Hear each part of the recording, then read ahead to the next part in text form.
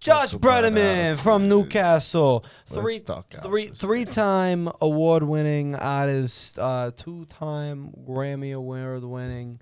Award-winning for writing. Yeah. And writing a book now.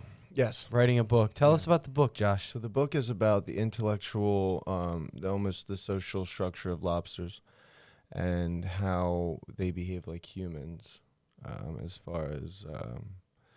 Go in depth on that. Go in depth on that. Go really in depth on that. So, Jordan Peterson. Yeah. Are you familiar with his suit? He's got the blue and the red suit. So, the suit and lobsters. Heard. That relates, honestly. So, if we're talking about that, Yeah. trying to tie that back to housing. Yeah. I can't. So, the main side of housing, though, that everyone's concerned about is, can I buy one? Yeah. You're looking somebody in the eyes right now who's telling you, I don't know where I'm going to live this year. Happy New Year. I don't know where I'm going to rent. I don't have family that's local to my job or what I want to do with my career. Yeah. And I'm not even close to being able to buy.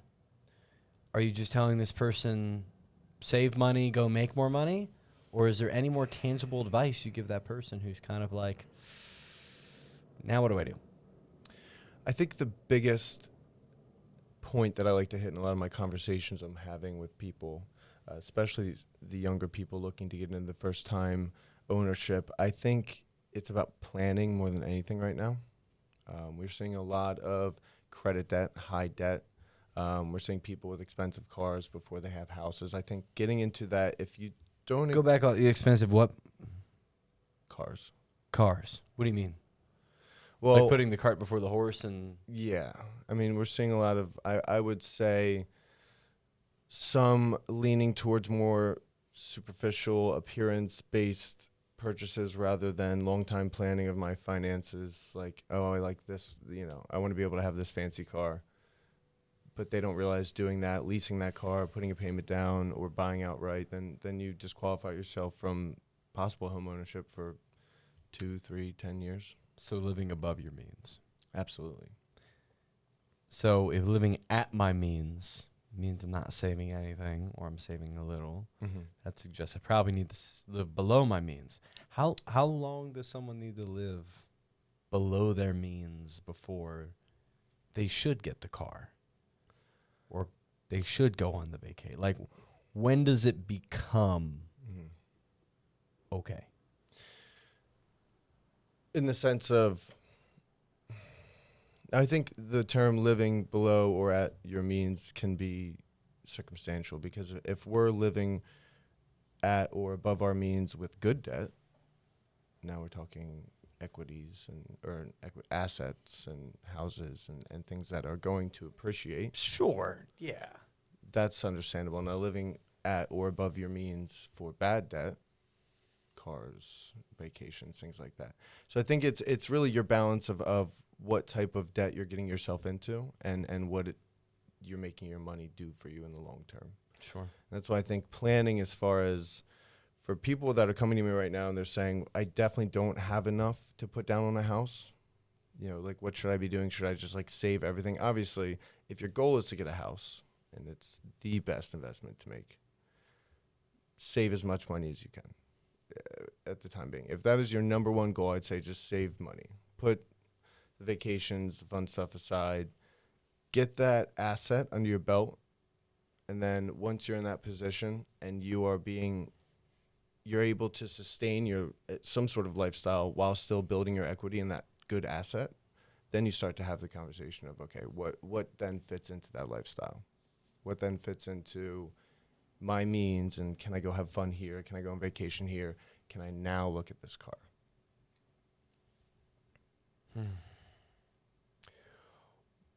What? There's people, and I hear you. There's people though that don't see a light at the end of the tunnel, that think, oh, okay, well, I make $5,500 a month. But if I looked at buying a home right now, I'm paying no less than $2,500 a month. Mm-hmm. That's not including the bills and everything that comes with the association of owning that property. Mm-hmm. So let's just call it $3,200 a month, all in. I got a kid, $1,500, bloom, all in, like childcare, all that, food. Yep. So I'm talking like $5,000 just stock a month. Yeah. I have to make a significant amount of money per month to fund that lifestyle. Yeah. There we go. Is that something I, as a 20-something-year-old, as a sub 50,000, sub 60,000 a year earner, is that still the goal? Let me rephrase that. Yeah. Is that still the next step that I should be shooting toward, home ownership? Because the way I view it is, when I was coming up especially, is it's you go through high school, you go to college, maybe, kind of. It was getting iffy there. And then you get a decent job, and then you buy a house, and you progress into a career, and then blah, blah, blah, blah, blah. Now, moving out isn't as easy. Buying, renting is not as easy. So should that still be the, hey, do this next goal in your life? Yeah.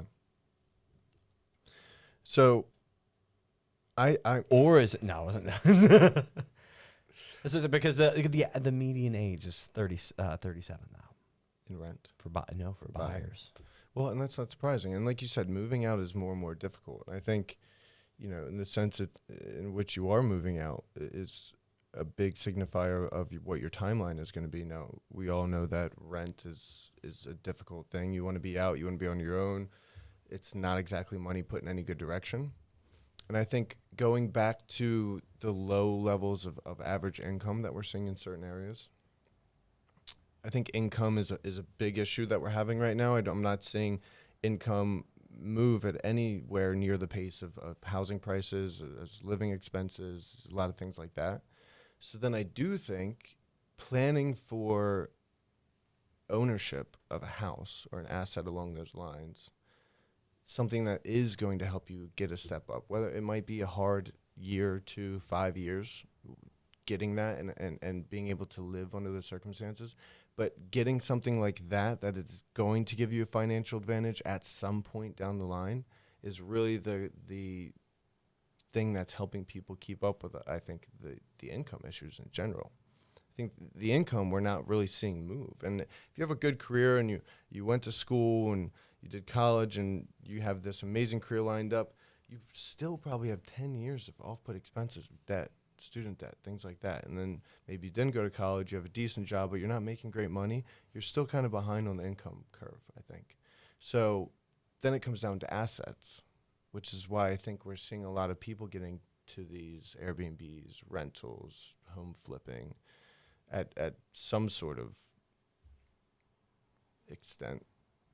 I mean, not everybody can jump into that. And I think if everybody did, it'd be even crazier of a home market, especially for a first-time home buyer. But I definitely think that having a good asset, whether it's your house or maybe another one, and that's obviously down the road financially, but is the biggest thing that's helping us fight the income curve, for sure.